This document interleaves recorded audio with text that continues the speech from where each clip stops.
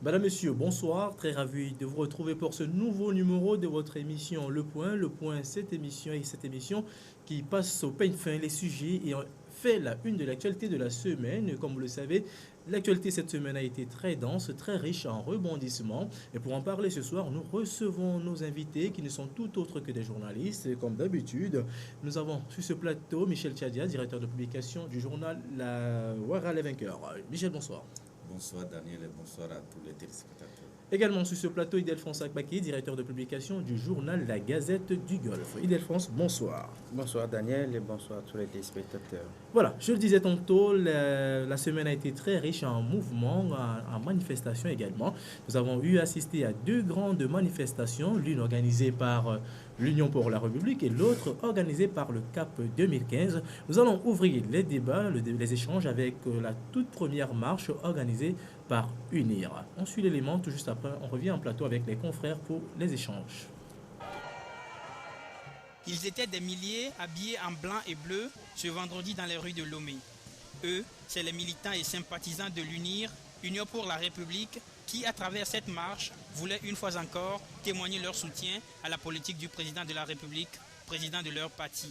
Contrairement à ce que l'opposition a dit, que Fort se sent isolé. Jamais nous avons voulu, tout le monde a vu maintenant qu'effectivement nous sommes derrière le président de la République. Nous voulons aujourd'hui démontrer à l'opinion internationale que nous sommes dans la légalité et aujourd'hui nos institutions, la Constitution a prévu cela.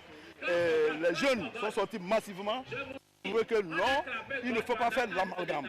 Aujourd'hui, nous sommes derrière le président de la République. Nous avons voulu le démontrer. Le sujet qui fait l'actualité et qui se retrouve au cœur de cette marche des militants du parti au pouvoir, c'est la question des réformes. Les cadres du parti à la colombe blanche reprécisent le dossier comme ils l'entendent. Soyons quand même réalistes. À 4 mois des élections présidentielles, on ne peut pas toucher au texte. C'est 6 mois avant. Nous sommes 4 mois des élections présidentielles. On se voit comment au niveau de l'Assemblée nationale, comment les gens vont se réunir pour dire qu'ils veulent changer la Constitution. Ce n'est pas possible. Voilà. Les textes l'ont prévu. C'est 6 mois avant. Nous sommes à 4 mois des élections présidentielles. Démarrée depuis le rond-point de la colombe de la paix de Lomé, la marche a eu pour point de chute la plage en face du palais de la présidence où des messages ont été livrés. Nous sommes plus que jamais déterminés. Le moment venu à témoigner à notre président bien-aimé, fort, notre soutien, défendre les institutions de la République et combattre avec la dernière énergie toute manœuvre subversive en vue de replonger notre pays dans des crises qui n'ont pas droit dans notre cité.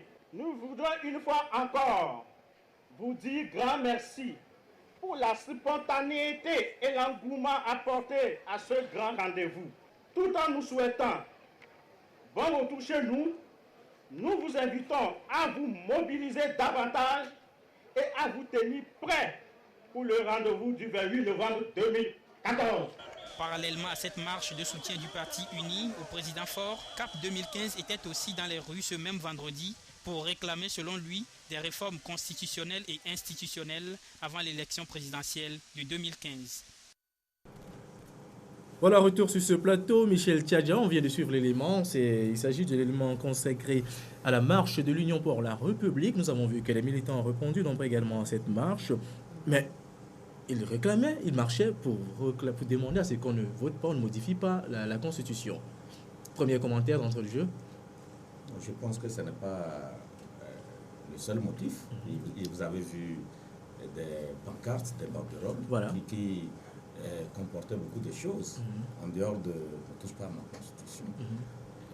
Il y en a plein là-bas. Donc c'est pour dire que les militants du parti ont voulu, en tout cas du parti au pouvoir, ont voulu quand même démontrer à l'opinion nationale et internationale, comme eux-mêmes le disent, qu'ils sont derrière le chef de l'État et qui sont aussi pour le fait que les réformes, si on doit les faire, c'est à l'Assemblée nationale et c'est par consensus. Ce n'est pas par pression, comme nous sommes en train de le constater, qu'on pourra obtenir les réformes. L'APG, qui constitue aujourd'hui la Bible pour certains qui réclament ces réformes-là, l'APG, là, il dit clairement que c'est par consensus. Et donc, quand vous voyez cela, je pense que c'est par des négociations qu'on peut aboutir à ces réformes. Et puis, UNIR a voulu aussi marquer sa présence dans les débats politiques, parce que pendant 4 ans, c'est le CST, le FRAC, aujourd'hui CAP 2015, c'est eux qui étaient dans les rues. Et donc, à un moment donné, on a pensé que les militants de UNIR n'avaient pas de voix. Ils l'ont démontré vendredi que Faure Gnassingbé n'est pas un orphelin politique entre guillemets. Il a aussi des gens, il n'est pas solitaire, il a des gens qui soutiennent sa politique, qui partagent sa politique. Et ils l'ont montré à travers cette marche qui, vous avez vu, a traîné un monde de fous. C'est pour dire que si jamais quelqu'un aussi au pays ou ailleurs pense que les pavés ou bien les rues de Lomé ou je ne sais pas, ailleurs surtout le temps appartiennent à un groupe de personnes, ils se trompent. Il y a aussi les militants du parti au pouvoir qui, au moment venu, se manifesteront pour que les gens... Oui, mais selon certaines indiscrétions, pour atteindre ce nombre, on a dû passer à la méthode Impôt Espoir. C'est peut-être en tant que journaliste, je ne sais pas si vous avez eu à... Non, moi je n'ai pas cette information. De toutes les façons, chaque parti a quand même l'attitude de sa mobilisation. Voilà. Chaque parti use de ses moyens. Je ne pense pas que si un autre parti a les possibilités aussi de faire l'import-export dont tu parles, il va ne pas le faire. Donc, c'est de bonne guerre.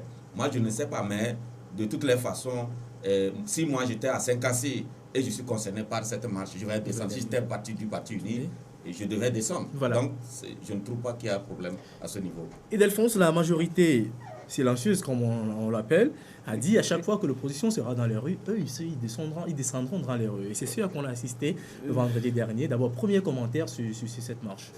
Je suis très étonné d'entendre l'aîné parler aujourd'hui des manifestations qui se déroulent dans la rue. Je crois savoir avoir échangé avec lui au cours d'un débat tout récemment, où il vilipendait les responsables de l'opposition comme quoi ils n'ont que la marche comme méthode. Mais je suis très éberlué aujourd'hui qu'on est revenu et qu'on a remarqué qu'il faut se faire voir à travers une marche. Je voudrais relever un point très essentiel, très important dans ce qui vient d'être dit par le confrère Michel et tout ce que j'ai entendu tout à l'heure concernant les réformes. Quand vous prenez l'accord politique global dont il est question, qui a essayé d'élaborer une feuille de route dont les réformes à opérer sur le plan constitutionnel et institutionnel, l'accord dit que les parties prenantes au dialogue s'accordent pour que le gouvernement d'union nationale engage les réformes dans un esprit de large consensus. J'ai jamais cessé de prononcer large consensus. Et j'ai dit sur ce même plateau que c'est le chef de l'État qui a essayé de semer un peu de confusion dans la tête des Togolais quand il a dit que les réformes se feront au Parlement. Si tant est que le consensus doit prévaloir, il faudrait que les acteurs politiques s'asseyent autour d'une table, qu'ils discutent, qu'ils trouvent des solutions à ces problèmes, qu'ils essaient de trouver les moyens qu'il faut, quitte à avoir des décisions qui seront passées après au Parlement à travers un projet de loi qui sera soumis aux députés comme c'est le cas aujourd'hui. Mais quand le chef de l'État, un bon matin, dit que les réformes doivent être faites au Parlement, on se dit, mais et l'esprit de l'accord? Parce qu'un accord, c'est la lettre et l'esprit. L'esprit, c'est qu'il faut que le consensus prévale. Et le consensus, on doit le voir autour d'une table. Et quand on l'a maintenant, il faut que les décisions qui sont prises passent maintenant comme un projet de loi au Parlement. Et là, je suis sûr que, comme c'est un consensus qui a été trouvé, il n'y aura pas de problème pour que la loi passe et devienne une loi de la République quand les députés auront à la voter. Voilà. Donc, aujourd'hui, je me rends compte qu'on dit quelque chose et son contraire. Consensus, oui, mais qu'est-ce qui a fait avorter les 2 derniers dialogues? Ce manque de consensus. Justement. Et aujourd'hui, on a trouvé que c'est au Parlement, alors que tout le monde sait qu'au Parlement, c'est la loi de la majorité. Comment peut-on trouver un consensus au Parlement quand il y a une loi de la majorité qui gouverne? C'est pas possible. Et je voulais aussi relever un point qui constitue le point d'orgue pour ceux qui disent aujourd'hui que à 4 mois des élections présidentielles, Voilà. il n'est point besoin De modifier la Constitution. qu'on opère une réforme constitutionnelle. Je crois savoir, quand vous prenez le protocole additionnel de la CEDEAO, en son point grand 2, l'article 2, dit ceci. Aucune réforme substantielle de la loi électorale ne doit intervenir dans les 6 mois précédant les élections sans le consentement d'une large majorité des acteurs politiques. Mais vous parlez de consensus. Le protocole additionnel de la CEDEAO parle de consentement, c'est-à-dire que les deux acteurs peuvent s'entendre. Voilà, et ils peuvent s'entendre si réellement il y a cette volonté. Moi, je me rends compte que les gens se cachent derrière une mauvaise volonté pour prôner le consensus, pour dire consensus. Et aujourd'hui, on brandit le protocole additionnel comme étant l'arme qui fait bloc à ce que les réformes se passent. Aujourd'hui, quand il y aura une bonne volonté de la part de ceux qui gouvernent ce pays, il peut y avoir les réformes et le Togo ira comme cela. Michel Tchadja, réaction? Oui, je voulais lui rappeler que, contrairement à ce qu'il dit que je l'étonne, entre-temps, j'avais dit que j'avais vilipendé les responsables de l'opposition, mais qu'il fasse économie de cela, j'ai dit que les marches que l'opposition faisait, et elle continue à le faire, pour faire partie le président de la République du pouvoir. J'ai contesté ces marches-là. C'est de ça qu'il est question. On ne peut pas sortir marcher pour faire partie d'un président. Même si les gens pensent que ce qui s'est passé au Burkina, on peut le faire aussi. Ça fait leur affaire. Mais moi, je dis que, vu nos réalités, marcher chaque samedi parce qu'on veut faire chasser un président de la République, je trouve ça dérisoire. Ça, c'est un. De deux, mais il dit que c'est le chef de l'État qui sème la confusion dans les qui se détrompe. En réalité, l'APG a été signée au moment où l'Assemblée était monocolore. De 2006 à ce jour, je pense que beaucoup d'eau a coulé sous le pont. Il y a beaucoup d'années qui sont écoulées et que nous avons aujourd'hui une Assemblée nationale qu'on peut qualifier de légitime, qui peut opérer en son sens des réformes. Moi, j'estime que c'est par rapport à cela que le chef de l'État a indiqué l'Assemblée nationale comme le lieu des réformes, parce que c'est une assemblée où tous les courants, toutes les forces politiques sont, en tout cas, la majorité... Mais c'est pas ce que demandait l'APG. L'APG demandait que ça soit fait dans un cadre, non? Oui, mais si ça doit se faire dans un cadre, on doit amener ça, la mouture finale où? C'est à l'Assemblée nationale. Mais il faut qu'il y ait un débat d'abord. Vous avez le temps de réagir. On y va.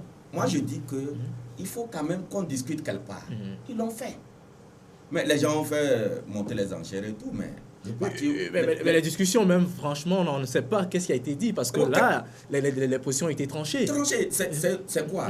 Il y a un problème fondamental que les gens oublient d'évoquer quand il s'agit de notre pays. C'est la crise de confiance entre les acteurs politiques. Ça fait 24 ans que les gens se regardent en chair de faïence, ce qui n'est pas normal. Voilà. À un moment donné, quand même, la classe politique doit apprendre à se respecter, à se faire confiance mutuellement, surtout par rapport aux aspects politiques. Ce n'est pas le cas aujourd'hui.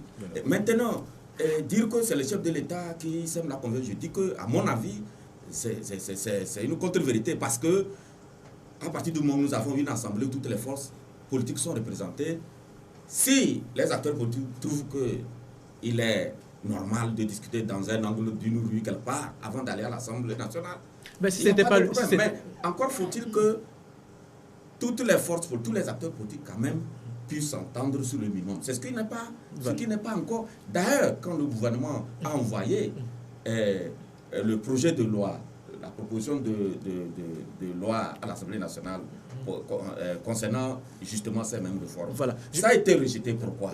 Mais il faut pas seulement jeter le tort sur les députés de la majorité présidentielle. Mais qu'est-ce qui a été fait? Normalement, quand des choses comme ça, une situation comme ça se présente, il y a la diplomatie des coulisses, il y a des négociations qui se font, mais il faut quand même que les gens se donnent des gages. Voilà. Ça n'a pas été fait, mais à un moment donné, chacun a dû prendre ses responsabilités. C'est pourquoi j'estime, à mon humble avis, que c'est par rapport à cela que le projet proposé par le gouvernement a été rejeté. Maintenant que l'opposition, quand même, qui devait, en tout cas depuis, faire ce qu'elle est en train de faire aujourd'hui, il n'est pas trop tard. Je vais relativiser un tout petit peu parce que Ildefonse dit qu'on ne sent pas cette bonne volonté du chef de l'État. Ce n'est pas du chef de l'État seul. Voilà. La volonté doit être partagée. Il faut que lorsque le chef de l'État ou sa majorité doit manifester une bonne volonté, il faut qu'on observe aussi une bonne volonté de la part la question que des adversaires en face. La question que je voulais poser est la suivante, c'est que l'Union européenne, les différents partenaires de la classe politique internationale ont appelé à ce que les réformes soient faites. Mais aujourd'hui, on voit les mêmes membres, c'est-à-dire la manifestation d'hier, qui demande à ce qu'on ne touche pas la Constitution. C'est en contradiction avec ce que... Ça, c'est les militants. Les militants. Ça, c'est les militants. Mais devant les militants, on retrouve les responsables du parti politique. Oui, il n'y a pas de problème. Le président de l'Assemblée nationale. Il n'y a pas de problème. Mais écoutez, ça, ils ont exprimé leur... En tout cas, leur... je ne sais pas comment dire ça. Ils ont volonté, leurs aspirations. Leur aspiration profonde, voilà. Maintenant... quand il s'agira quand même de procéder peut-être à des réformes, il y a quand même des discussions qui doivent se faire. Parce que dans tout ça, c'est un problème de confiance ou, je ne sais pas, de concession à faire de part et d'autre qui doit aboutir à ces réformes-là. Si la majorité n'a pas la garantie que par rapport à tel aspect, nous sommes sûrs que ceci va se passer. Je suis sûr que ils ne vont pas laisser passer cette loi de réforme. Et Ildefonse Apaki, le grand frère Michel parle d'une certaine volonté. Il faut rassurer quand même les partenaires en face pour pouvoir aller vers ces réformes. Je le rejoins un tout petit peu. Je voudrais dire à l'aîné Michel que je ne partage pas son avis par rapport à la position du chef de l'État. Moi, je maintiens en disant que s'il y avait une bonne volonté de la part du chef de l'État, je suis sûr que de 2006 à 2014, on ne parlera plus de réforme constitutionnelle et institutionnelle au Togo. Je n'en vois pas. Et je dis que c'est lui qui crée la confusion dans la tête des Togolais. Quand l'accord dit, l'accord, c'est le chef de l'État lui-même qui a posé sa signature en dessous. Quand l'accord dit qu'il faut chercher un consensus, le consensus se trouve au niveau des discussions que les acteurs politiques devaient avoir autour d'une table. Et je répète que c'est quand on aura trouvé les solutions, on aura arrêté un certain nombre de décisions, ce sont ces décisions qui seront transmises à l'Assemblée nationale, où on n'aura plus à parler de la loi de la majorité, parce que on suppose que tous les acteurs se sont regroupés, ils ont discuté, ils ont arrêté quelque chose. Et ça passe comme une lettre à la poste. Bon, maintenant que aujourd'hui, on se rend compte qu'il y a certains qui trouvent que quand on aura à faire les réformes, peut-être que les réformes seront une transition pour eux de quitter le pouvoir. Parce qu'ils sont dans la dynamique de conservation du pouvoir. Alors, ils ne veulent pas opérer les réformes parce que peut-être qu'en le faisant, ils partiront. Ils ont essayé de faire table rase. Et ils disent, pas de réforme parce que nous sommes à 4 mois des élections présidentielles. Voilà. J'en viens. Maintenant, le grand frère Michel a également évoqué l'Assemblée nationale monocolore de 2002. Mais je voudrais lui rappeler... Oui, vous avez dit 2002 et j'ai mis là.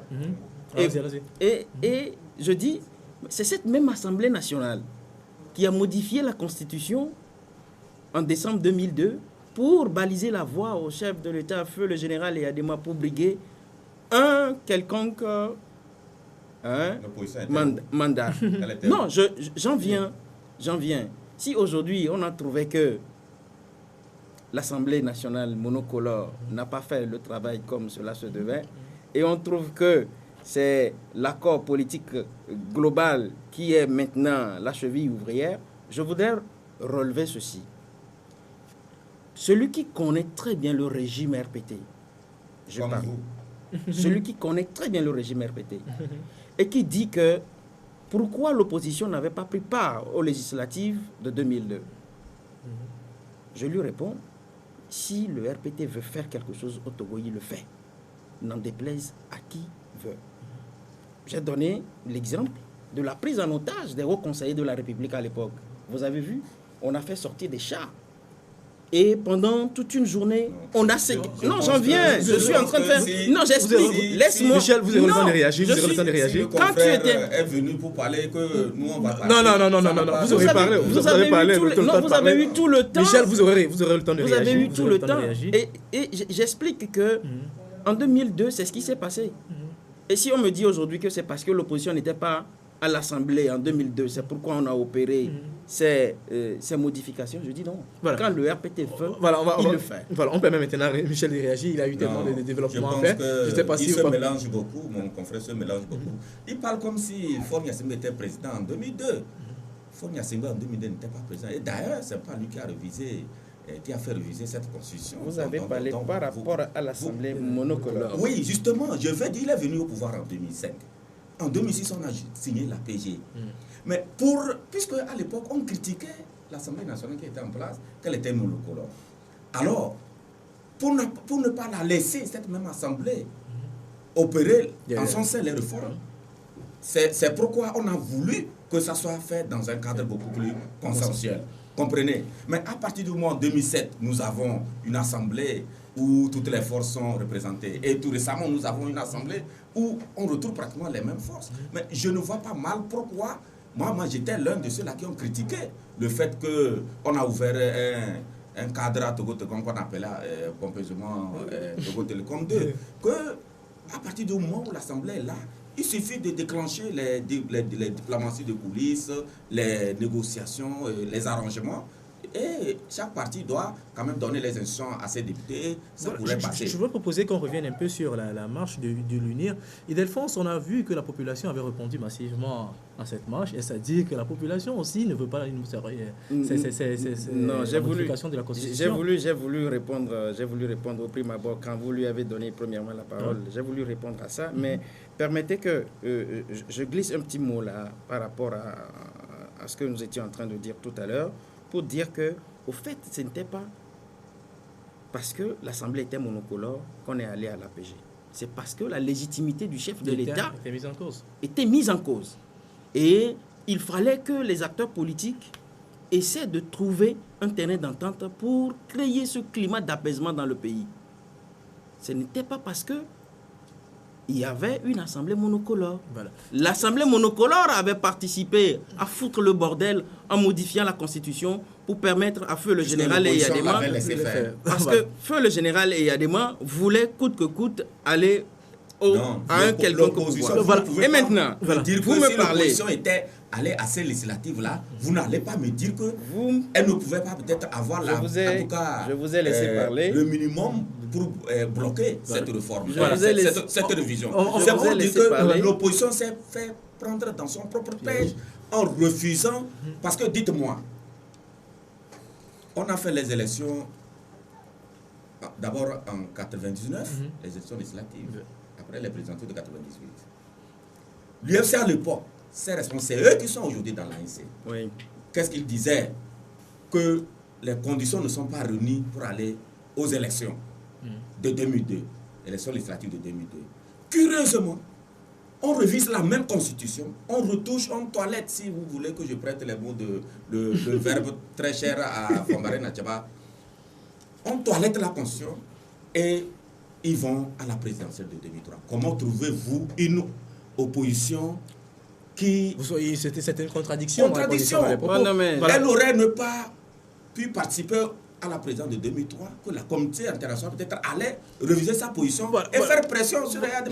Voilà. Je vais vous permettre de répondre rapidement. Oui, je vais expliquer que si l'opposition n'était pas d'avis pour aller aux élections en 2002, c'est parce que l'opposition... C'est les gens de l'ANC aujourd'hui qui ont incité, qui ont demandé le cas. Michel, les autres étaient prêts à le faire, ils ont insisté. Michel, il va répondre, on y va. Rodrigue, je voudrais, avec tout le respect que je vous dois, de discipliner, monsieur Michel. On y va. Je dis que c'est parce qu'il y avait eu un accord entre les acteurs politiques à l'époque qui s'appelait l'accord cadre de Lomé. Le RPT a violé l'accord cadre de Lomé. Et en réaction à cette violation, l'opposition a dit, tant que les jeux ne seront pas clairs, nous n'irons pas aux élections. Ça, c'est fini. C'est fini. Bon, maintenant, on ferme cette parenthèse. Maintenant, vous me posez la question par rapport aux militants on a vu qu'il y avait beaucoup de militants au cours de cette marche. Oui. C'est parti. Hein. Oui. Ils sont pour que la constitution ne soit pas motivée. Je suis très heureux que tu m'aies posé la question. Je réponds que j'ai assisté hier à des scènes inédites. J'ai vu des camions, j'ai vu des bus qui ont déversé des gens tôt le matin au point de départ de la marche de UNIR. Est-ce que ça veut dire que UNIR a perdu le terrain dans la capitale? C'est la question que je me pose. Parce que s'il faut que des gens viennent de l'intérieur par des bus, par des camions, à qui on donnait de l'argent sur le champ, moi j'ai vu. Oui, on a donné de l'argent et on a donné des tricots aux gens. Et en tant que journaliste, j'ai été très curieux d'aller investiguer. J'ai vu des amis à moi. J'ai vu des gens, des jeunes de mon quartier qui sont revenus avec des billets de banque. Parce qu'on leur a dit, venez vous inscrire, venez participer à la manifestation, venez soutenir UNIR contre 2000 francs pour certains, 3000 francs pour d'autres. Voilà. Je me pose la question de savoir si UNIR a perdu le terrain dans la capitale. Puisque, contrairement à ce qui se passe où on a déversé des gens comme des moutons du Niger dans les rues, mais j'ai vu de l'autre côté des gens qui étaient venus, qui ont participé à une manifestation, mais qui au bout du compte sont retournés à la maison parce que blessés. Voilà, on va avancer dans le débat. Vous voulez réagir rapidement? Non. Je pense que quand il parle de moutons, c'est une insulte. Non, je n'ai pas insulté. Je n'ai pas insulté. Non. Et puis, j'ai parlé français. Je suis. Voilà, vous êtes content? Je suis. Alphonse, vous aurez le temps de réagir. Je pense qu'il parlait ici, il te disait de me discipliner, mais lui aussi, il faut que tu le dises. Non, on va discipliner les gens. Parce que les gens nous suivent à la maison, on va rester. Parce que j'ai du respect pour des gens, et pour tous les militants, même si j'ai mon avis à donner. Voilà. Quand il parle de si il a vu les gens dans les camions, mais s'il y a des militants à Goïsoko-Sito, par exemple, qui doivent venir à Colombe de la Paix, ils vont venir à pied. C'est normal qu'ils prennent un moyen de transport. Vous allez les refuser cela?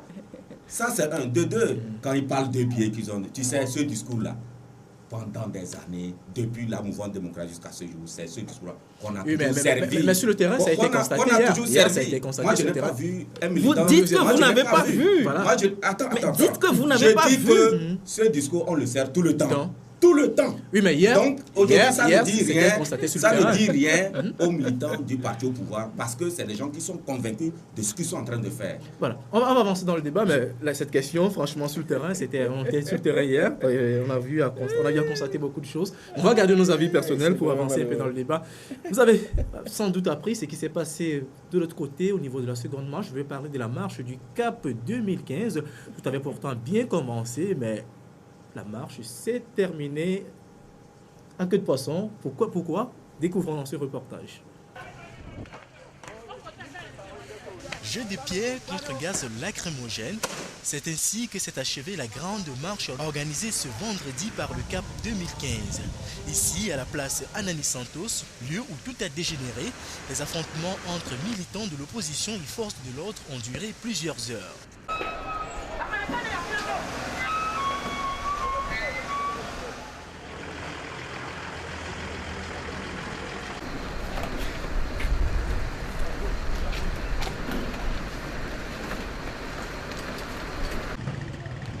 C'est à Baie, bastion de l'opposition, qu'ils se sont poursuivis. Les militants du CAP 2015, pour manifester contre le refus à l'accès du point de chute par les forces de l'ordre, ont dressé des barricades dans certains quartiers comme Baie, Bekota et Akodesewa. Et pour maintenir l'ordre, l'État a déployé les grands moyens.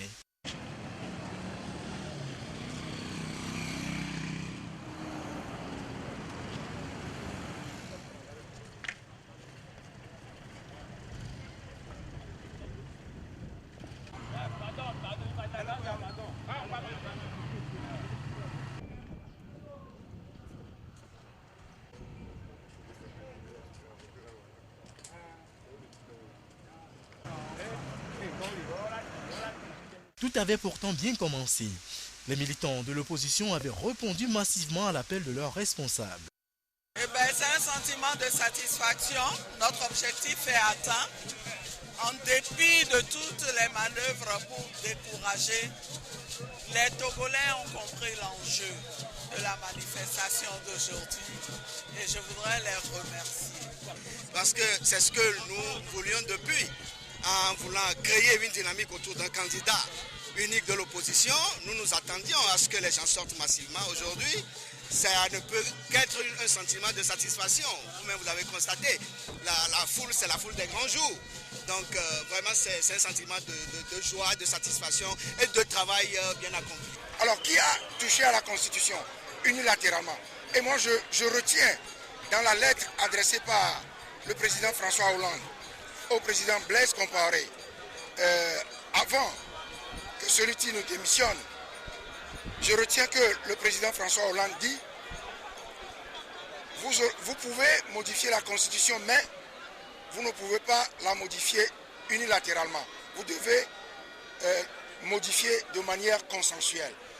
Alors, au Togo, À l'heure la actuelle, Constitution n'a pas il été est modifiée impossible de de manière connaître avec consensuelle. exactitude le nombre de victimes de cette marche organisée par le CAP 2015 et qui avait pour objectif de réclamer les réformes constitutionnelles et institutionnelles. Voilà, retour sur ce plateau, mesdames et messieurs. Je vous rappelle que vous suivez l'émission Le Point et nous recevons pour le compte de ce numéro Michel Tchadia, directeur de publication du journal Ouara Les Vainqueurs, et Ildefonse Paki, directeur de publication du journal La Gazette du Golfe. Ildefonse, la marche d'hier s'est terminée, je le disais tantôt, en queue de poisson. Tout avait bien commencé, mais voilà ce à quoi on assistait hier. Déjà, commentaire. Qu'est-ce qui s'est passé hier sur le terrain pour que tout puisse dégénérer? Vous étiez sur le terrain hier. Vous savez que moi, je savais que ces genres de choses allaient se passer. Surtout que déjà, à la veille, il y avait eu ce quiproquo entre les ministres de l'administration territoriale, celui de la sécurité et le président de la délégation spéciale de Lomé. Alors, les discussions qui ont été houleuses font croire déjà que si on maintenait le point de chute de la marche tel que prévu par les premiers responsables de CAP 2015 au Palais des Congrès, il y aura grabuge. Alors, je ne suis pas surpris de voir que à un moment donné, tout a capoté, pendant que la grande masse n'était pas encore arrivée au niveau où les choses ont commencé. Il y avait eu une tension et on a enregistré des blessés très graves, tant dans le camp des forces de l'ordre et de sécurité que parmi les manifestants de l'opposition. Mais ce que je n'ai pas compris hier dans la manifestation de l'opposition réunie au sein du CAP 2015, c'est que à un moment donné où la manifestation avait été dispersée, on a constaté sur les lieux la présence de militaires fortement armés qui avaient un rôle spécial à jouer, ce rôle de maintien d'ordre à la place des gendarmes et des policiers. Personnellement, Qui était pratiquement débordé. personnellement, oui, ils étaient en nombre suffisant et on pouvait faire appel au renfort. Voilà. Alors, je n'ai pas compris pourquoi c'est l'armée qui a pris la relève. Et si je relève ce point qui m'est très important, c'est que, en tant que journaliste, lorsque j'étais sur le terrain et que je faisais mon boulot, j'avais essuyé de la part de ces militaires des invectives. J'ai failli être même roué à court de côtelettes parce que j'étais en train de faire mon boulot. Et je me suis posé la question de savoir si, entre-temps, on avait décrété l'état de siège pour qu'au lieu des policiers et des gendarmes, il y a eu des militaires. Parce que je crois savoir que les premiers responsables du CAP 2015 ont dit « Nous voulons aller au Parlement pour nous faire entendre ». Et nous avons aussi remarqué que le Parlement a été bien encerclés par des chars.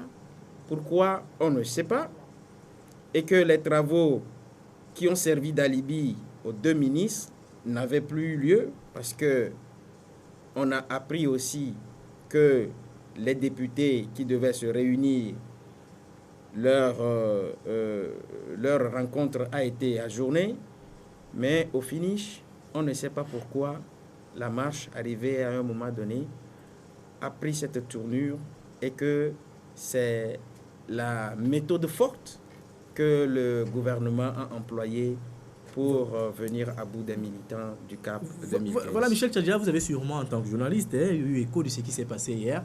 Mais comment expliquer qu'on puisse faire sortir des militaires dans la rue pour maintenir l'ordre alors qu'il y a les forces de sécurité? Je vais parler de la police et de la gendarmerie. D'abord, parlons de la marche elle-même. Voilà. Parlons de la marche. En revenant sur la marche, si vous voulez, il n'y a pas de problème. De la marche voilà. d'abord. Parce que c'est une marche que moi, je n'ai pas compris. Pourquoi? Oui, puisque on veut marcher pour réclamer les réformes, alors même qu'on a introduit, bien avant qu'on introduise la proposition de loi à l'Assemblée nationale, on a fait projeter la marche. Et après, ils ont introduit avec le tandem car a dit la proposition de loi. Je pense que à partir de ce moment-là, je pense que la marche de CAP 2015, à mon avis, n'avait plus lieu. Ça devrait être le cas pour les autres, non? Eux, ils avaient autre motif. Nous l'avons déjà décodé. Je veux parler des militants de UNIR. Ils avaient autre motif. C'était pas une manière pour eux, c'était pas une manière pour eux d'attirer l'attention des gouvernants sur l'importance d'effectuer des modifications, d'effectuer des réformes, je voulais dire. Mais est-ce que les réformes, on va les obtenir dans la rue? Il faut quand même que vous me répondiez à cette question. C'est une pression, je ne peux pas vous répondre parce que je ne sais pas. C'est une pression. Voilà, et ça va amener les députés de UNI à courir, à les procéder. C'est comme si je vous posais la question de savoir si est-ce qu'on peut... C'est pourquoi je dis que c'est une marche que je n'ai pas comprise. Parce que, à mon avis, à partir du moment où il y a quand même cette position de loi sur la table du président de l'Assemblée nationale, on devait quand même observer un petit temps pour donner la latitude, le temps d'étudier, aux députés d'étudier et de procéder aux travaux. Ça n'a pas été le cas. On a voulu maintenir la marche. Et maintenant, l'autorité dit, par rapport aux travaux qui vont se passer à l'Assemblée nationale, le point de chute, vous pouvez faire chuter votre marche ailleurs à la plage, sur l'esplanade du Palais. Ils ont refusé, que c'est là où rien. Et d'ailleurs, la seule concession qu'ils ont voulu faire, c'est de dire que si nous ne venons pas au Palais des Congrès, nous allons à Décon pour 3 jours. On sent des arrière-pensées, on sent la provocation. Est-ce que le gouvernement avait intérêt vraiment à les interdire l'accès au Palais des Congrès? Peut-être si on ne voulait pas faire. Pourquoi si on ne venait pas? Je dis, pourquoi les responsables de CAP 2015 ne veulent pas se plier aux lois de la République? Voilà. Pourquoi ils ne veulent pas? C'est les ministres de l'administration territoriale, de la sécurité, en concert avec le président de la délégation sociale de Lomé, qui ont analysé la situation. Ils ont dit, nous sommes prêts à vous accompagner partout, mais pas là-bas. Ils disent que c'est là-bas. Vous trouvez ça normal? C'est pourquoi les images que vous avez... Moi, je suis vraiment peiné de voir ces images-là. On dirait qu'on est dans la bande de Gaza. Alors nous sommes au Togo, à Lomé, et qu'on voit des choses comme ça. Ça ne devait pas se faire. Voilà. Nous avons le temps de discuter entre nous Togolais, de s'entendre, que de tromper les jeunes chaque jour, depuis 24 ans, et qu'à chaque fois on a des mutilés, on a des gens, des cannes fracassés et autres. Moi, vraiment, je suis toute ma compassion à ceux-là qui sont blessés parce que je ne trouve pas normal qu'aujourd'hui, qu'un militant, qu'un Togolais manifeste et qu'à la fin, il puisse rentrer avec une blessure. Ça n'a pas de sens. Mais c'est les responsables de CAP 2015 qui le veulent ainsi parce que c'est avec ça qu'ils vont crier au secours à la communauté internationale. C'est avec ça qu'ils vont se victimiser, appeler leurs réseaux internationaux à l'aide. C'est mesquin parce que j'ai l'impression que pendant 24 ans, l'opposition n'a pas encore compris que pour déraciner un pouvoir de plus de 50 ans, il y a autre chose que ce qu'on est. Vous parlez tantôt des militaires. chaque fois nous rencontrons des métaux. Toi et moi, on rencontre les militaires dans les rues de Lomé. Est-ce que c'est le vendredi seul que vous avez vu les militaires? Non. Mais ça, c'est un. De deux, non, attends. Et de deux, la sécurité, ceux-là qui devaient faire maintenir l'ordre, s'ils sont vous avez vu les pneus, les fagots de bois, il va falloir quand même que l'armée vienne aider à dégager. Je vais vous dire une chose, Michel, j'étais sur le terrain hier, quand je suis allé couvrir l'événement. Vous savez même qu'il y a un militaire qui a dégainé avec d'autres confrères, il nous a menacés. Voilà, c'est une réalité. Mais moi, je ne peut-être, en tant que journaliste, c'est mon point de vue, je le garde. Mais ce que je pose comme question, est-ce qu'il y avait lieu de faire sortir les militaires dans la rue? La sécurité doit être on voit les militaires dans la rue, mais pas à ce nombre. Oui, les militaires, la sécurité doit être maintenue par les policiers et les gendarmes. Mais là, c'est les militaires qui sont descendus sur le terrain. Et nous avons rencontré plusieurs militaires sur le terrain qui nous ont menacés à maintes reprises. C'est pourquoi je dis, voilà. Moi, j'ai vu quand même dans un certain nombre de quartiers, peut-être que là où vous avez vu ces militaires-là, moi, je ne les ai pas vus en action. Mais là où vous allez, c'est ce que vous les avez vus en action. Mais moi, je dis que c'est mon point de vue personnel. Peut-être que les projectiles qui étaient dans les rues, les pneus autres, il fallait quand même qu'ils viennent en renfort à la sécurité pour aider à dégager cela et permettre à ceux-là qui ne sont pas concernés par cette marche de vaquer leur préoccupation. Voilà. Et on va permettre à Ildefonse de réagir par rapport à cette situation parce que vous étiez également hier sur le terrain et c'est qu'on a vécu presque les mêmes scènes. Hein? Je suis très sidéré en l'entendre parler. Bon, mais quand même, j'ai 2 petits mots à lui dire. D'abord, je voudrais réagir par rapport à ce que vous avez dit. Je voudrais dire au grand frère Michel que nous sommes dans un régime de déclaration. Et si tel est le cas, il revenait au président de la délégation spéciale de Lomé, au ministre de l'administration territoriale et des collectivités locales, au ministre de la sécurité, de canaliser la manifestation en mettant à la disposition des responsables, je veux parler des organisateurs, un nombre insuffisant d'agents de sécurité et d'ordre pour essayer de, je l'ai dit tout à l'heure, par une tautologie, pour essayer de canaliser la manifestation. Je suis sûr que les agents de sécurité et d'ordre que nous avons au Togo, qui sont en nombre suffisant, qui sont très importants, peuvent contenir les militants de l'opposition. Et même si on pouvait sortir des militaires, j'aurais préféré que ces derniers essaient de jouer un rôle d'apaisement. On peut toutefois mettre à la disposition des organisateurs de cette manifestation ce nombre important d'agents de sécurité pour que la marche aboutisse au point de chute. Mais au contraire, on a assisté à des scènes vraiment, j'ai jamais vu que même le militaire n'arrive pas à faire le distinguo entre un journaliste et un manifestant, alors que nous étions dans nos gilets. Je suis très éberlué d'entendre l'officier qui dirigeait l'unité me dire à moi, Ildefonse, pourquoi vous filmez? Allez, mes éléments, chargez-le. Je suis très éberlué. J'ai montré ma carte qu'il a demandé. Il dit, si ce n'est pas Togo Presse, embarquez-les. C'est quoi ces histoires? Moi, je ne suis pas militant. Je suis sur la place là, en tant que journaliste, pour que les Togolais comprennent qu'il y a quelque chose qui se passe. Loin de là, la manifestation du Cap 2002. Si il faut un tout petit peu faire... 2015, je m'excuse et merci. S'il faut faire une petite rétrospective. Vous savez que ce qui me dérange aujourd'hui quand on parle de réforme est que les gens se braquent. Les gens se disent, si nous procédons aux réformes, peut-être que nous allons partir. Je me dis, pourquoi on peut cogiter de la sorte? Parce que ne vote pas, hein.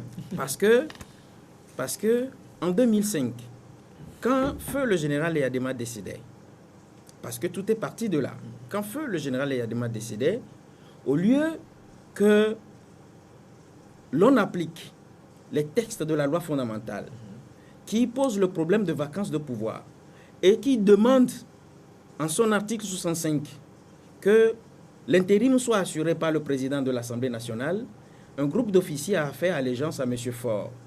Le premier coup d'État a été consommé. Le deuxième coup d'État, c'est que, à l'époque, M. Faure était ministre, où on a fait de lui un député, un président de l'Assemblée et puis un président de la République par intérim. Deuxième coup d'État constitutionnel. Alors que, quand vous prenez la Constitution du Togo, en son article 144, c'est dit, en son alinéa 4, aucune procédure de révision ne peut être engagée ou poursuivie en période d'intérim ou de vacances lorsqu'il est porté atteinte à l'intégrité du territoire. Vous voyez? C'est-à-dire que là-bas aussi, on a tordu le cou à la Constitution. Et aujourd'hui, le problème est là. Qu'est-ce qu'il faut faire? Il faut revenir maintenant à la légalité constitutionnelle. Revenir à la légalité constitutionnelle suppose, tu l'as dit tout à l'heure quand tu parlais, c'est vrai qu'il y a eu dépôt d'un projet de loi de loi constitutionnelle et tu as utilisé un mot ou bien une expression qui dit il faut faire un peu pression. Mais moi je me pose la question, qu'est-ce qui a fait que depuis 2006 jusqu'à aujourd'hui, on n'est pas arrivé à faire les réformes? Qu'est-ce qui bloque? Les responsabilités sont peut-être partagées de part et d'autre. Je dis... Bon, là... Oui, parce que... Mais, voilà. C'est-à-dire que mais on nous fait un cours pratiquement. Nous, on est là, on prend les doigts pour... Alors, vous avez le temps, hein, ne parlez pas comme si vous n'avez pas le temps. Allez-y, vous allez faire fini. Le cours, oui, parce que ça vaut la peine. Ça vaut la peine que les Togolais comprennent que si aujourd'hui, les gens refusent de faire les réformes, c'est parce qu'ils ont derrière la tête une idée. Voilà. Allez, concluez très rapidement. Je voudrais juste terminer ceci. Ce n'est pas parce que les manifestants de l'opposition, comme on l'a dit tout à l'heure, ont voulu faire pression et qu'arrivé à un moment, il y a eu grabuge, qu'on doit faire sortir l'armée. Parce que, selon la Constitution togolaise, en son article 147, la mission première de l'armée, c'est de protéger l'intégrité territoriale. Voilà. Et non de faire ce que l'armée a fait hier. Voilà. Michel, vous voulez réagir par rapport à beaucoup de points? Alors, il nous poser la question, ou bien peut-être à l'opinion, pourquoi les réformes ne sont pas faites jusqu'à ce jour. Il en connaît une partie de la réponse. Et c'est quoi la partie? C'est quoi cette réponse? Non, mais pour faire les réformes, il faut qu'on soit comme peut-être quelque part, depuis on parle de consensus. Voilà. Vous savez, depuis 2010, on marchait pour chasser Faure Gnassingbé du pouvoir. À partir de 2012, vous vous rappelez les manifestations de 11, 12, 13 juin, je ne me rappelle pas très bien. Mais à l'époque, est-ce qu'on nous servait? Que pas de dialogue avec Faure Gnassingbé, soit ces conditions de son départ. On avait beaucoup de temps pour faire les... Et Humbo a eu les cheveux blancs chaque fois en demandant à ces gens-là de venir à la primature, entamer des discussions. Ils n'ont jamais voulu. Et la toute première fois qu'ils sont arrivés là-bas, après le salam protocolaire, ils ont pris leur sac, ils sont partis. Aujourd'hui, on va dire que c'est la responsabilité incombe seulement au parti au pouvoir. Je dis non. Vous avez parlé de la volonté politique. Il faut qu'elle soit partagée. Il faut qu'il y ait des consensus, des arrangements, j'allais dire, des discussions sincères. Et on peut utiliser toutes les passerelles possibles pour arriver à cela. Mais si les gens pensent que c'est parce qu'on a chassé Blaise Compaoré au Burkina, il faut déclencher quelque chose de similaire ici, ils se trompent. Le Togo n'a rien à faire avec le Burkina. Donc, ce n'est pas dans la rue qu'on peut chercher les réformes. On peut les chercher ailleurs, mais pas dans la rue. À mon sens, on parle de pression. Je pense que pendant 5 ans, on a pris le temps de faire pression sur ce régime. Il ne fallait passer à autre chose. Si aujourd'hui, on trouve qu'après ce qui s'est passé au Burkina, il faut accélérer les choses et les faire partir comme chose, il faut quand même que nous analysions en tant que journalistes les contextes de ces deux pays et rassurer l'opinion parce que la violence ne résout pas le problème. C'est pourquoi je suis peiné que des Togolais soient blessés le vendredi. Voilà. Ça, je dénonce cela avec la dernière énergie. Parce que je ne peux pas concevoir que par rapport à une situation où les hommes politiques peuvent, parce que c'est des gens quand même très intelligents, peuvent s'entendre, laisser leurs petits intérêts de côté, qu'on puisse mettre les jeunes qui souffrent, ça fait plus de 24 ans, à suivre ces messieurs-là, et toujours les résultats, c'est nul. Est-ce que je peux avoir la parole? Allez-y. Aujourd'hui, je me rappelle, et j'ai voulu chaque fois te répondre sur ce point-là, mais aujourd'hui, je vais te répondre. Est-ce qu'un militant de l'opposition est venu chez toi pour te dire qu'il a été forcé de marcher dans la rue? Je peux répondre. Mais quand ils sont blessés, on montre les images. Tu ne réponds pas à ma question. Non, je réponds à ta question. Là, c'est moi qui pose la question. Quand ils sont blessés, on se sert de ça et on se victimise. Mon frère, tu ne peux pas me dire de te répondre. Voilà. À moins que tu as quelque chose derrière la tête. Moi, je ne peux pas te laisser. Edelfos, vous allez aller avec l'analyse. Mais vous avez vous-même peut-être posté des images sur Internet parce que vous êtes journaliste, vous faites votre travail. C'est normal. Mais c'est ça que vous utilisez. C'est ça que vous utilisez. Et moi, personnellement, je ne veux pas voir des gens blessés. Et tu comprends? Mais si vous me posez la question... Non, Edelfos, si me pose cette question, c'est qu'à la fin, on montre les images que voilà. Et c'est quoi? C'est contre le pouvoir. Voilà, Edelfos, au lieu de poser des questions, vous allez aller rapidement... Je t'ai largement compris, mon frère. Je dis, les principaux responsables de l'opposition n'ont jamais forcé qui que ce soit de prendre part à leur manifestation. C'est toi qui le dis. Est-ce que vous avez une fois appris que les gens ont été sortis manu militari de leur maison? Mais on les trompe. Ça fait 24 ans, on continue pas à les tromper. Je dis, nous avons un libre arbitre. Vous lancez un mouvement, si je veux, je réponds. C'est pourquoi je pose la question de savoir si les gars sont forcés de prendre part aux manifestations de l'opposition. On les trompe, justement. On les trompe. Tu as ma réponse, on les trompe. Ça, c'est un. Deux. Le problème togolais, même si le contexte togolais n'est pas celui burkinabé, je voulais relever quelques similitudes. Et je dirais même que le cas togolais est plus frappant parce que quand je suis un tout petit peu l'information sur le plan international, où on parle du Togo, où tout à l'heure même je l'ai suivi,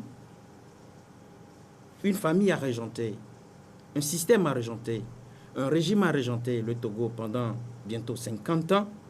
On se pose la question de savoir si nous ne tendons pas vers une monarchisation du pouvoir au Togo. Alors que quand vous prenez la loi fondamentale togolaise en son article 1er, vous lirez que le Togo est une république et non un royaume, et non une dynastie.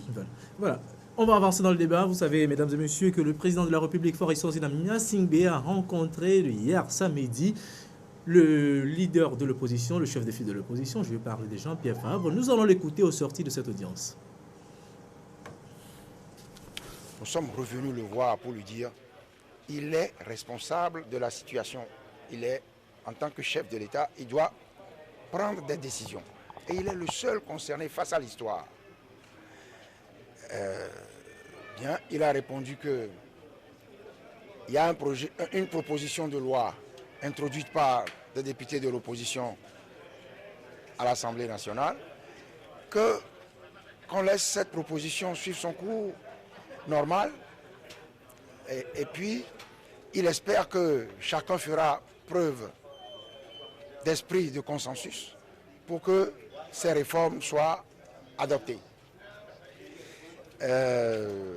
Bon voilà, nous avons saisi l'occasion pour évoquer avec lui d'autres questions, mais nous n'avons pas manqué d'abord, il faut que je le dise clairement, de lui exprimer solennellement notre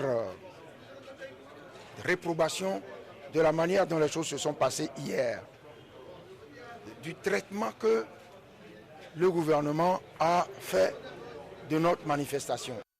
Voilà, retour sur ce plateau. Michel Tchadja, vous venez de suivre Jean-Pierre Fabre, le candidat du CAP 2015 à l'élection présidentielle prochaine, qui a été reçu hier samedi par le chef de l'État togolais. Et ils sont revenus effectivement sur la question des réformes. Et le chef d'État demande à ce que ces réformes soient faites encore à l'Assemblée et dans un large consensus. C'est presque la même chose qui revient. Oui, ça veut dire que la marche du Cap 2015 n'a servi à rien. D'abord, vous avez dit que le chef de l'État a reçu Jean-Pierre Fabre hier. Oui. Il faut préciser que c'est sur sa demande. Ouais, tout le monde le sait. Tout le monde ne le sait pas. Certains pensent que d'ailleurs, c'est stratégique. Le fait même qu'on l'a reçu après la marche, c'est stratégique parce qu'on a présenté cette rencontre-là comme si c'est le chef de l'État qui peut-être, vu les événements, voulait le faire. Non, c'est lui qui a demandé. C'est pas la question là. Le détail n'est pas tellement important parce qu'il n'est pas important le détail, mais non. Mais je trouve que c'est une bonne chose parce que Jean-Pierre Fabre, en tant que chef de file de l'opposition, même s'il est contesté par certains de ses amis, c'est normal quand même qu'il se concerte avec le chef de l'État de temps en temps sur les questions essentielles de notre pays. Voilà. Et donc, le fait même qu'ils ont eu à discuter des réformes, des marches, et puis de la libération des détenus dans l'affaire des incendies des marchés de Lomé et des Cara. Justement, parce que ces détenus-là, à un moment donné, il va falloir qu'on pense à eux parce que je trouve que c'est un problème très important que la justice. Parce que le procureur de la République nous a dit entre-temps que tout le dossier est bouclé. Nous ne comprenons pourquoi jusqu'à présent... Ces personnes sont toujours là. Sont toujours en tout cas, pourquoi le procès tarde à venir. Voilà. Parce que sans ça, on ne peut pas savoir qui a... Parce que tu as les responsabilités. Donc, en entendant, si entre eux peuvent trouver un accord pour que ces gens-là puissent être mis en liberté en attendant quand même le procès, je ne trouve pas que ça soit une mauvaise chose. Maintenant... c'est vrai que nous ne maîtrisons pas très bien tout ce qui sont dit, mais ce qui est sûr, il a renvoyé, puisque je trouve que c'est une question essentielle, il a renvoyé encore Jean-Pierre Fabre à l'Assemblée nationale. Parce que j'estime que, quel que soit, même ils peuvent aller à Dapan ouvrir un cadre là-bas. Après tout, c'est à l'Assemblée nationale. Okay, voilà. Donc, aujourd'hui, à partir du moment où on vient de poser ce projet de loi, cette proposition de loi, avec ses amis du Carré a dit, je pense que l'heure est venue de déclencher des discussions sérieuses et que la bonne volonté dont parle M. Ildefonse, je pense que cette bonne volonté soit animée par les deux parties. Oui, mais pour qu'au finish... Lors du précédent projet de loi, il paraît que c'est le camp, la majorité parlementaire qui n'a pas exprimé sa bonne volonté. Non, pourquoi? Mais à partir du moment où il demandait des garanties, ça n'a pas été fait. Le groupe majoritaire demandait des garanties de la part. Et c'est normal. Ici aux États-Unis ou ailleurs, c'est comme ça. La politique, ça se négocie et on se donne des garanties. Voilà. Pourquoi ce radicalisme inouï de la part de ces gens-là? Et moi, je dis que c'est eux peut-être qui, en tout cas, tirent le taureau par le bas. Parce que nous devons avancer. Et s'ils ne sont pas encore prêts à faire des concessions nécessaires, parce que, rappelez-vous, j'ai écouté M. Christophe Diaw, le président du groupe parlementaire uni, dire hier que les gens ont signé des choses dans ce pays. Après, ils ont dit que la signature n'engage que leur... en tout cas, le dossier n'engage que leurs signataires. Voilà. Ça, les partisans du parti au pouvoir n'ont jamais oublié cela. Voilà. Donc, aujourd'hui, il va falloir quand même que... à partir du moment où ils vont encore retourner à l'Assemblée nationale, qu'ils fassent en sorte que, quand même, qu'on puisse trouver quelque chose pour que, puisque nous sommes à quelque part de la présidentielle. Voilà, Ildefonse Akwaki, première rencontre entre les deux hommes forts du pays, Jean-Pierre Fabre. C'est pas la première rencontre. Deuxième, j'ai dit première rencontre. Deuxième rencontre, voilà, la première rencontre n'a rien donné. La deuxième rencontre, elle va donner quelque chose. On va croiser les doigts pour voir si ça elle permettra de sortir le Togo de l'ornière.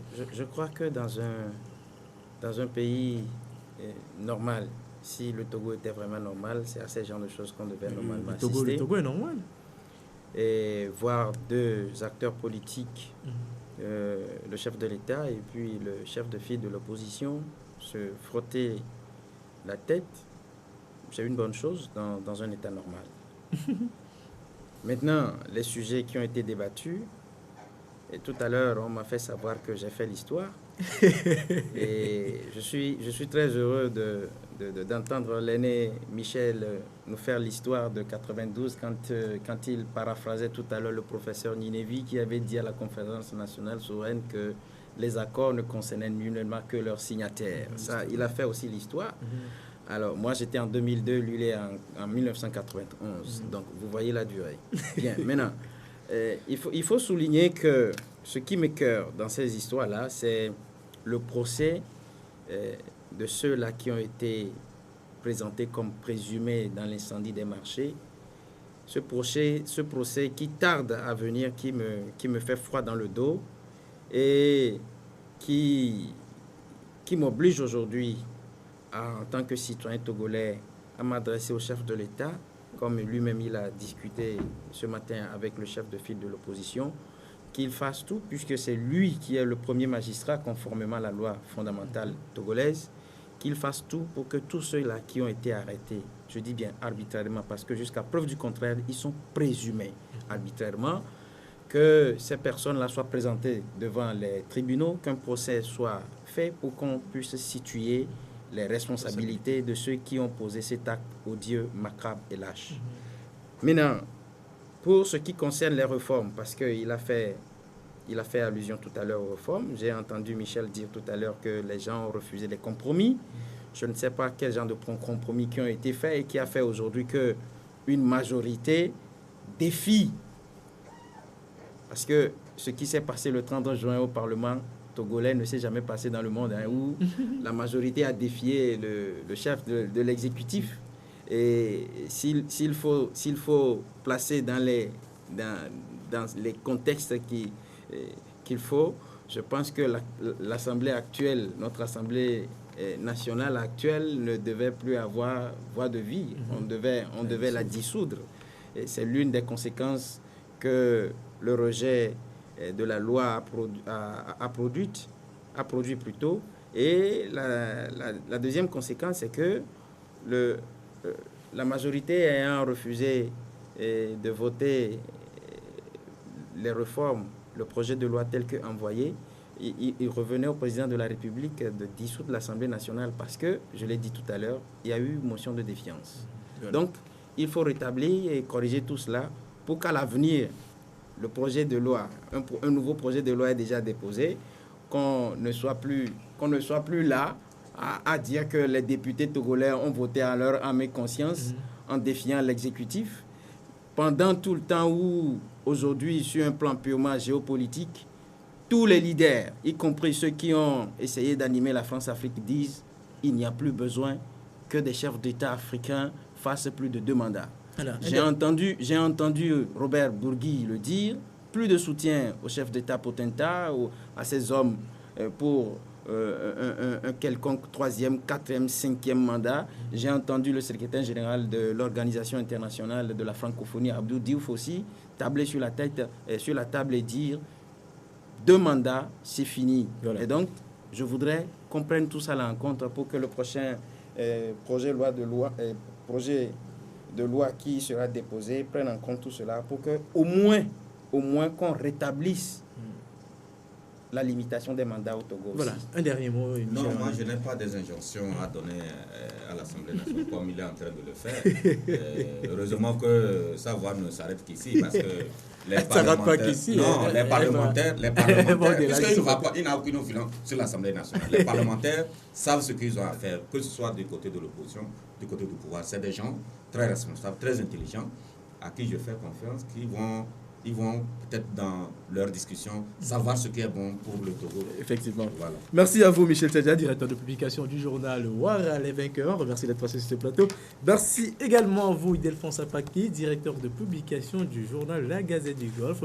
Merci à vous à la maison de nous avoir suivis. On vous retrouve la semaine prochaine pour un tout nouveau numéro de votre émission Le Point. Au revoir.